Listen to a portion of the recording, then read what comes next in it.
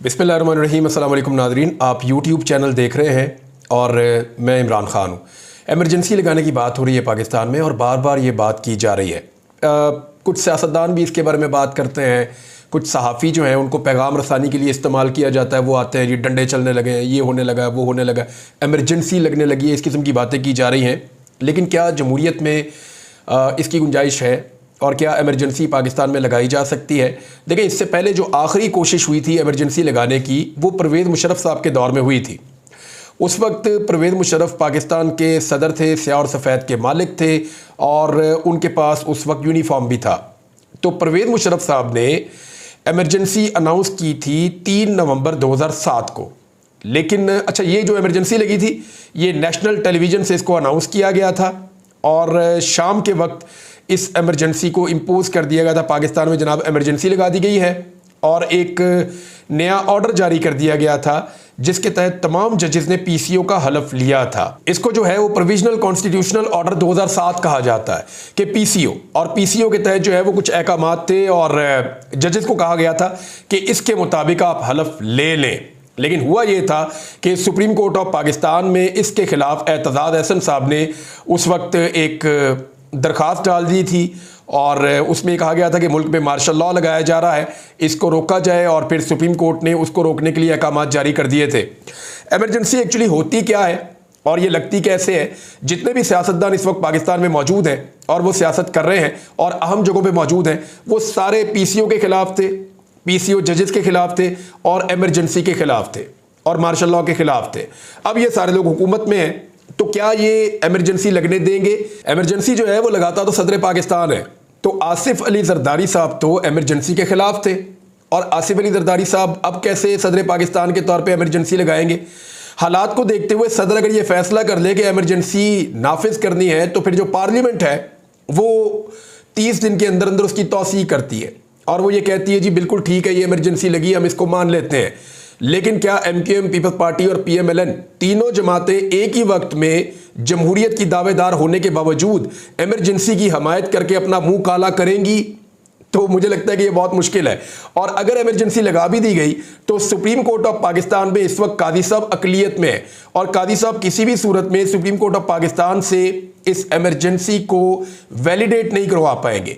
जजेस को अगर कहा गया कि वो एमरजेंसी के मुताबिक जो है वो अब अपनी राय को तब्दील करें, या जैसे पहले पीसीओ जजेस आ गए थे इस किस्म का कोई ऑर्डर जारी किया गया, तो ये बड़ा आसान हो जाएगा जजेस के लिए और अदलिया के लिए कि वो किस तरफ जाकर खड़े होते हैं। वो वकला तहरीक जो अब तक नहीं चली, वो वकला तहरीक जिसको किसी ना किसी तरह लालच, ओहदे और बहुत सारी चीज़ों के जरिए से दबाया गया है, वो वकला तहरीक जो वकीलों को दबा के, पर्चे दे के, कुछ भी करके अभी तक कंट्रोल की हुई है, ज़ाती ताल्लुकात की बुनियाद पर भी हो सकता है, वकीलों की वो तहरीक चल पड़ेगी अगर किसी वक्त भी इस मुल्क में एमरजेंसी लगाने का ऐलान किया गया तो।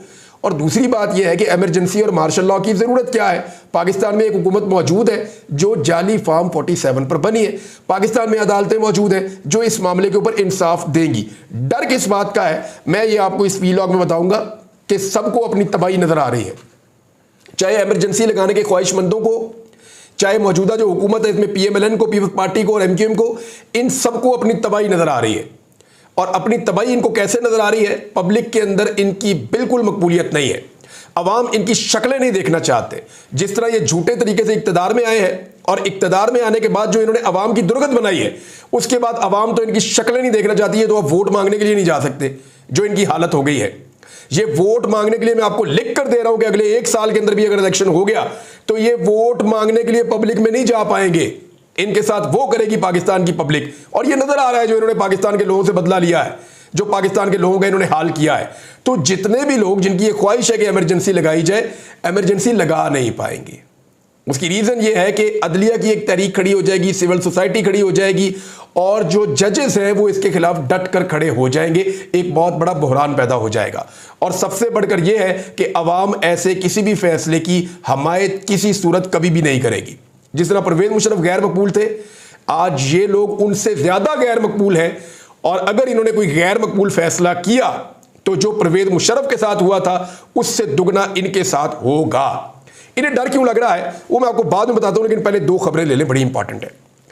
एक तो खबर यह है कि मुस्लिम लीग नून ने एक पटिशन दायर की थी, रिव्यू पटिशन, कि जनाब ये जो फैसला दिया गया है हम इसके रिव्यू में जा रहे हैं, जनाब इसको स्टे दिया जाए इस फैसले के ऊपर, मखसूस नशिस्तों वाला जो फैसला है, क्योंकि हमें तो 2/3 अक्सरियत चाहिए, हमने तो आइन में तब्दीली करनी है और आइन में तरमीम करने के बाद हमने काजी फायद ईसा साहब को एक्सटेंशन देनी है 3 साल की 2/3 अक्सरियत मिलने के बाद। तो मामला ये है कि वैसे तो अब आज़म नज़ीर तारड़ साहब ये कह रहे हैं कि जनाब हमारी बात हुई थी काजी फायद ईसा साहब से और उन्होंने दिलचस्पी जाहिर नहीं की एक्सटेंशन लेने में, लेकिन काजी साहब ने कभी इसको डिनाई नहीं किया। नॉर्मली वो चीज़ों को सामने आकर डिनाई कर देते हैं। दूसरा, ये बात आज़म नज़ीर तारड़ साहब ने खुद की थी और ये बात ख्वाजा आसिफ साहब ने भी की थी एक्सटेंशंस की, और PMLN के मुख्तलिफ लोग अक्सर ये कहते रहे हैं और सहाफ़ी इसको रिपोर्ट करते रहे हैं कि एक्चुअली ये मामला 2/3 अक्सरियत वाला या मखसूस नशिस्तों वाला काजी साहब की एक्सटेंशन के साथ जाकर जुड़ा है और काजी साहब को इस केस से अपने आप को अलग करना चाहिए, ये मुतालबा भी करते रहे हैं। अब मखसूस नशिस्तें जब से इनसे छिनी है तो इनका सबसे बड़ा ख्वाब टूट गया है। इन सारी चीज़ों को आपने जोड़ कर देखना है।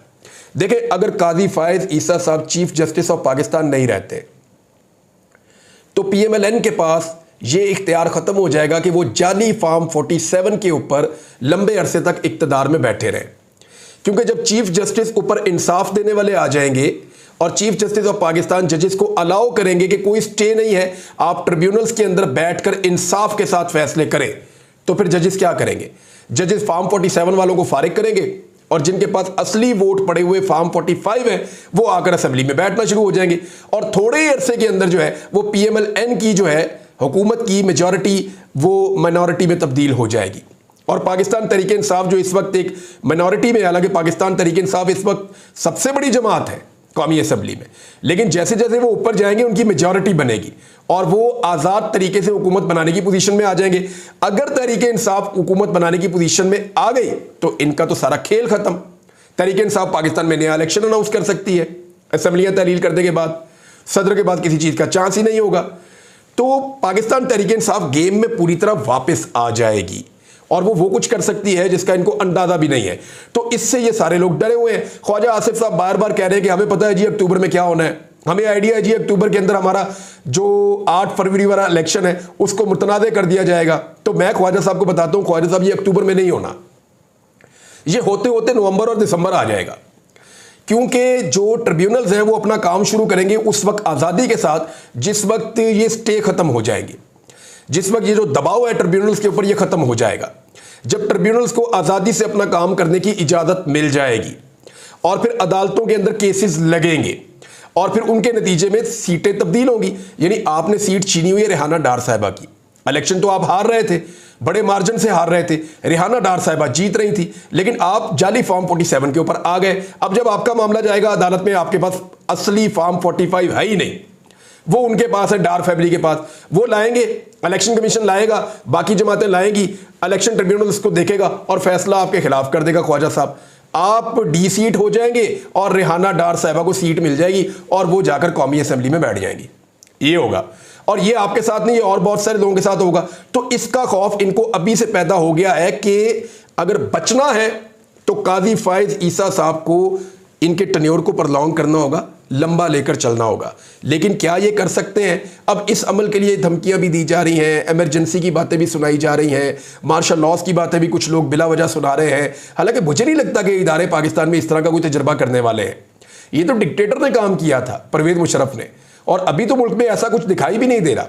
और आसिफ अली जरदारी साहब अपने पाँव पर मेरे ख्याल में कुल्हाड़ा नहीं मारेंगे और चीज़ों को इंसाफ के साथ चलने देंगे। आसिफ अली जरदारी साहब की सिंध में हुकूमत है, बस वो खुद सदर पाकिस्तान है, तो उनको क्या प्रॉब्लम है PMLN के लिए इतनी बड़ी मुसीबत अपने गले में ले लें? सेनेट का चेयरमैन उनका है, सदर उनका है, सिंध में हुकूमत उनकी है और वो वहाँ सिक्योर है, तो उनको क्या ज़रूरत है कि PMLN के लिए इतना बड़ा अपने ऊपर दाग लगवा लें, अपना मुंह काला कर लें ये करके कि जी हमने मुल्क में इमरजेंसी लगा दी है और अपना नाम उन लोगों में लिख लें। हालांकि इससे पहले जरदारी साहब एक दफ़ा एक सूबे में गवर्नर रूल लगा चुके हैं, गवर्नर राज एक दफ़ा लगा चुके हैं, लेकिन वो फिर ख़त्म हो गया था, बाद में मामला जो है वो रिजॉल्व हो गया था। बहरहाल ये अब जो नज़रसानी की अपील PMLN ने दायर की थी ना, इनकी सारी उम्मीदें उसके साथ बंधी हुई थी। इन्हें लगा कि जैसे ही नज़रसानी अपील आएगी इस पर स्टे हो जाएगा और इस फैसले के ऊपर अमल दरामद रुक जाएगा, और इसी उम्मीद के ऊपर इन्होंने इलेक्शन कमीशन ऑफ पाकिस्तान का इजलास जो है वो एक दिन और आगे कर दिया। यानी आज फिर इजलास चलेगा, वो अमल दरामद के हवाले से इजलास कर रहे हैं, अमल दरामद नहीं कर रहे। इलेक्शन कमीशन ऑफ पाकिस्तान ने, मैंने पहले भी कहा था कि अमल दरामद करना है फैसले पे, सोचना नहीं है, ज़ेन पे जोर नहीं डालना, क्योंकि पहले भी उन्होंने गलत फैसला किया था जिसके खिलाफ सुप्रीम कोर्ट ऑफ पाकिस्तान ने रूलिंग दी है। 8 जजेस ने फैसला दिया है, तो अब उन्होंने अपने ज़ेन पे जोर दिए बगैर जो लिख कर दे दिया सुप्रीम कोर्ट ऑफ पाकिस्तान ने, उसके ऊपर इंप्लीमेंट करना है उन्होंने, और उन्हें यह करना पड़ेगा इलेक्शन कमीशन को। लेकिन आज का दिन उन्होंने इसलिए देखा कि हो सकता है कि सुप्रीम कोर्ट ऑफ पाकिस्तान में कादी फायद ईसा साहब की दाल गल जाए, और हो ये कि एक दफा ये रिव्यू में चला जाए मामला, और हम कहेंगे अब क्योंकि रिव्यू में है तो इसको भी पेंड कर देते हैं, इसको भी रोक देते हैं, तो जब फैसला आएगा तो तब देखेंगे। अब उधर भी जो है ना वो एक बड़ा अजीबोगरीब काम हो गया। कादी फायद ईसा साहब चले गए अकलियत में, उनके पास अब अक्सरियत है नहीं सुप्रीम कोर्ट में, तो 3 जजेस की एक कमेटी, और ये कानून भी बनाया हुआ इस हुकूमत का है, यानी इन्होंने जस्टिस बंदयाल साहब को बांधने के लिए एक ऐसा कानून बनाया था जिस कानून के तहत इन्होंने ये तय कर लिया था कि 3 जजेस मिलकर, उनकी कमेटी मिलकर फैसला करेगी, जो अहम मामलात हैं केसेस के, उनके ऊपर 3 जजेस की कमेटी बैठ के फैसला किया करेगी। चीफ जस्टिस से इख्तियार वापस ले लिया था। तो अब कादी फायद ईसा साहब हैं, जस्टिस मंसूर दी शाह साहब हैं, जस्टिस मुनीब अख्तर साहब हैं, ये तीनों जज साहबान बैठे। जो कोर्ट रिपोर्टर्स हैं उन्होंने जो रिपोर्ट किया, मैं कोर्ट टू कोर्ट आपको बता देता हूं। उनका यह कहना है कि कादी फायद ईसा साहब ने कहा जी रिव्यू में डालें, और इसको रिव्यू में डाल दे। जो फैसला हमने दिया है सुप्रीम कोर्ट ऑफ पाकिस्तान ने मखसूस नशिस्तों के हवाले से PMLN की दरखास्त के ऊपर, इसको रिव्यू में डाल दें। लेकिन बाकी दोनों जजेस ने इसकी मुखालफत की, और उन्होंने कहा कि इसको तब तक रिव्यू में नहीं डालेंगे जब तक कि तफसीली फैसला जारी नहीं हो जाता, और तफसीली फैसला आने में तो बहुत टाइम लगेगा। उसकी वजह यह है कि जजेस 2 महीने की छुट्टी पे जा रहे हैं। अगर जजेस 2 और कादी साहब के पास रह गए हैं बाकी सिर्फ टोटल 100 दिन, यानी आज जो है वो 99 डेज रह गए, 99 दिन। 99 दिन में से 60 दिन तो आप ये कर दें अलग, 60-65 दिन ये निकल गए, उसके बाद जनाब छुट्टियां निकल गई, तो कादी साहब के चांसेस कम होते चले जा रहे हैं। ये फ्रस्ट्रेशन है, और इस फ्रस्ट्रेशन की वजह से इमरजेंसी की धमकियां लगाई जा रही हैं कि डंडा चलेगा, ये होगा, वो होगा। और सहाफ़ियों को शर्म भी नहीं आती, वो आकर इदारों के बिहाफ के ऊपर ऐसी बातें कर रहे हैं जिससे पाकिस्तान में इदारे बदनाम हो रहे हैं। इदारों को भी इस बात का नोटिस लेना चाहिए कि भाई धमकियां किस बात की तुम जाकर लगा देते हो हमारे नाम ले लेकर, कि अब ये हो जाएगा, अब वो कर देंगे, अब इसको मारेंगे, अब उसको मारेंगे, अब बंदे पकड़ेंगे, बंदे अंदर करेंगे, कानून को नहीं देखेंगे, आइन को नहीं देखेंगे। ये धमकियां और खुश हो के लगा रहे हैं। मुझे तो हैरत होती है, इनको शर्म भी नहीं आती। अब इस बात पे आ जाए आपके कादी फायद ईसा साहब के साथ हुआ क्या। 2 जजेस एक तरफ हो गए, उन्होंने कहा जी इस केस को नहीं सुनना, इस केस को सुनेंगे 2 महीने बाद जब जजेस छुट्टियों से आएंगे, और तफसीली फैसला आने में भी इस पर टाइम लगेगा। मेरे ख्याल में तफसीली फैसला जो है वो उसको लग जाएंगे 2-2.5 महीने, ऑलमोस्ट 2-2.5 महीने के बाद तफसीली फैसला आएगा। उसके बाद इसकी एक डेट मुकर्रर होगी, फिर इस पर डेटें पड़ती रहेंगी, फिर देखते हैं इसका कब फैसला आता है। और जब भी इसका फैसला आएगा तब तक कादी फायद ईसा साहब का मामला एक्सटेंशन का बहुत ठंडा हो चुका होगा, अगर वो है तो। ख्वाजा आसिफ साहब भी यही बातें कर रहे हैं कि जनाब अक्टूबर में ये हो जाएगा, वो हो जाएगा। तो इन सबको एक्चुअली नजर आ रहा है कि कादी फायद ईसा साहब इनकी लाइफ लाइन है। अगर वो लाइफ लाइन इनसे छिन गई या इनके हाथों से चली गई तो फिर इनके पल्ले कख नहीं बचेगा। एक और चीज आज होने जा रही है, ये भी बहुत इंपॉर्टेंट है। 3 बजे इजलास है एडहॉक जजेस के हवाले से। देखें 2 झटके तो कादी फायद ईसा साहब को बहुत जोरदार लगे। कैसे?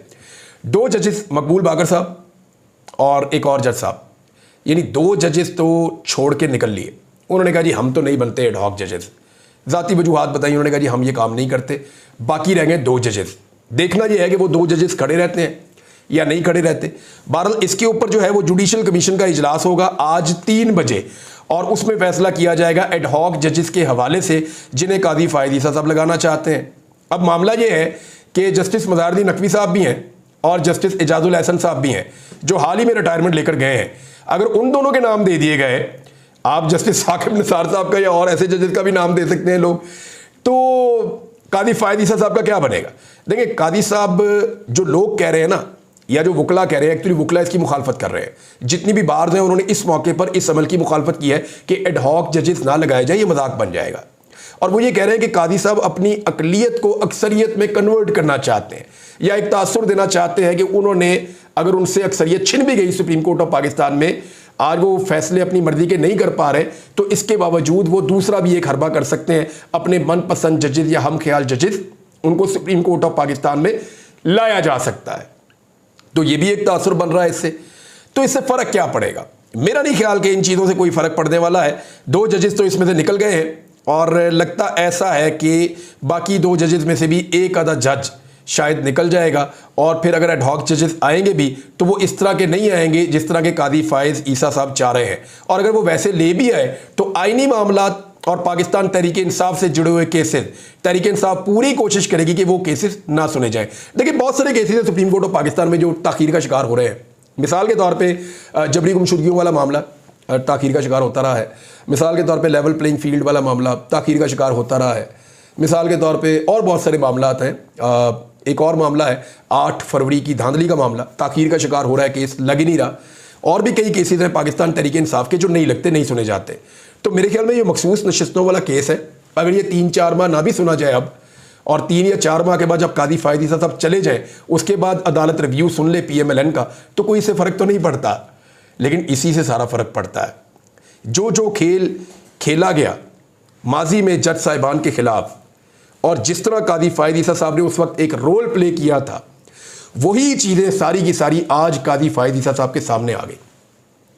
जो जो चीज़ें उन्होंने लिखी और जो जो चीज़ें कादी फायद ईसा साहब ने बोली और जो जो चीज़ें उन्होंने अपने से पहले चीफ जस्टिस के खिलाफ की, और जैसे उन्होंने एक इत्तेहाद बनाया और जो चीज़ें वो करते रहे, वही सारी चीज़ें उसी अंदाज में वैसे ही आकर कादी फायद ईसा साहब के सामने खड़ी।